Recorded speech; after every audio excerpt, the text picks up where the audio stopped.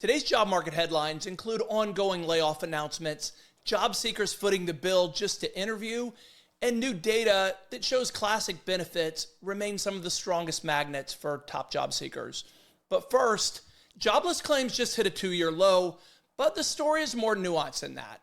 This morning's Department of Labor release shows that for the week ending November 29th, seasonally adjusted initial unemployment claims fell to 191,000, which is down 27,000 from the prior week. It's the lowest reading since September 22, and the 4-week moving average also declined.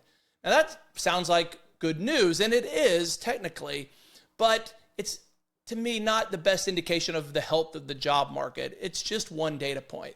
Now, some states did see big increases, including California, Illinois, Pennsylvania, Washington, and New York, and those are driven by layoffs in construction, retail, warehousing, and professional services. We just saw in ADP's payroll report yesterday that those were the areas that have declined overall. So consistent data from what the private company released with what the government is telling us. So I like to see those aligned, even though I'm skeptical of all of it. And it is good news that we're seeing historic lows in unemployment claims, because that means that people who are losing jobs aren't staying on unemployment. They're finding new roles fairly quickly. But we do know that companies aren't hiring at scale. That's where the nuance comes in. So I see it right now, the job market, as a situation that varies greatly by industry, geography, experience level, and specific skill set. So it's really a perfect example how the labor market right now just feels really contradictory. Along those lines, layoff announcements are piling up fast. According to Challenger Gray and Christmas, U.S. employers announced more than 71,000 job cuts in November. That's 24% higher than a year earlier, and it's the 8th time this year layoffs have exceeded the same month in 2024. For the year overall, employers have announced 1.17 million layoffs, which is a 54% jump over last year.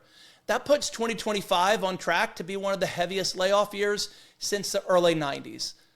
The top reasons cited are restructuring, store or unit closures, and, of course, AI-related workforce changes.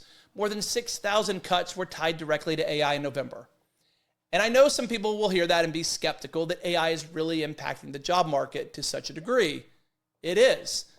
Don't let your personal feelings about the quality of AI or whether it should be happening get in the way of what's actually happening, because this is taking place and it's only going to pick up speed. I believe that very strongly. All the evidence I see supports that. Now, not everyone does agree. Gartner just said again yesterday that they expect 50% of companies who are implementing AI to replace workers will pull back on those plans by 2027. I hope they're right. I hope I'm wrong about this, but I don't want anyone to be fooled by what's happening. And I want to encourage everyone just to pay attention to it, how it's affecting your industry, how it's affecting your specific job and what you do professionally, how your company views it. All of these things are going to matter for your career. So pay attention and follow the trends. The report also showed that planned hiring totaled just over 497,000 through November, and that's the lowest year-to-date number since 2010. So more of the same. The job market's not good. Employers aren't hiring the way we need them to. Competition has continued to increase for job seekers right now. I promise I will continue to look for good news and good trends out there, and I'll report them as soon as I see them. The next headline tells us job seekers aren't just investing time to interview, they're spending cash just to show up.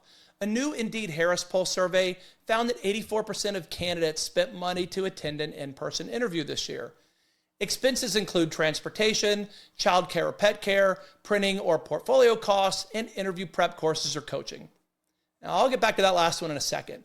But 30% who took the survey said they spent more than $100 on their most recent in-person interview, and 7% spent more than $200. The thing that I want to focus on is this idea of paying for interview prep. Don't do it. You don't need to do it. There's absolutely no reason, especially when you're looking for a job. It's all there for free. You just have to spend a little time and effort. And I do mean a very little bit of time and effort finding the right resources. If you don't know where to find them, let me know. I'll point you in the right direction. You can go to my company's website, fourcornerresources.com. We have a wealth of information on there. Get on ChatGPT. It's mostly reliable for interview prep, but don't spend money on something that is all available for free that you can find on your own. Again, if you don't know where to find any of that information, let me know, and I'll be happy to point you in the right direction. Finally for today, when it comes to employee benefits, health insurance and PTO are still king across every generation. A new Indeed Hiring Lab report found that 49% of U.S. job seekers said better benefits is one of the top reasons they're considering a new job. It's second only to higher pay. That'll always be at the top. The most valued benefits remain the classics: health insurance, paid vacation, and paid sick days. But younger workers show strong interest in flexibility, parental leave, education benefits, commuter assistance, and workplace perks, of which there's no limit to the creative things that are out there. I see something new almost every week now in terms of what companies are offering. But despite all that, traditional benefits are still at the top of the list, even for young professionals. Now, part-time workers and self-employed folks who took this survey, they indicated they're more likely than a full-time employee to say benefits are a primary motivator in their job search. And that just makes sense when you look at how much benefits are really worth. According to BLS, employer-provided benefits make up about 24% of total compensation. And as an employer, I know that to be true. A lot of it's hidden. A lot of it isn't on the surface. We try our best to make sure our employees know what we're offering, see the value in it. We offer a lot of paid time off, which is the biggest motivator, I would say, after healthcare. So my own experience, what I see with my internal team, is very consistent with what this survey shows. So no surprise to me in seeing this data. But here's the bottom line. When you look at how expensive healthcare has become, and it is crazy to me. I mean, our healthcare price went up about 50% this year, right? It's just become astronomical. You don't want to pass that on to employees if you don't have to. And so when it comes to recruiting and attracting talent right now, benefits aren't something that should be considered an extra. It's really a strategic thing to apply, because the better your benefits are, the happier your employees are going to be in many cases. Those are your headlines for today. But before we go, here's your fun fact. The highest minimum wage in the U.S. is in Washington, D.C. The lowest is in Wyoming and Georgia. They're tied at the bottom. I think it's in the $5 range there. What are you guys doing in Wyoming and Georgia? Step it up, would you? So thanks for listening today. Please like, subscribe, share with anyone you think might be interested, and I will look forward to talking to you tomorrow.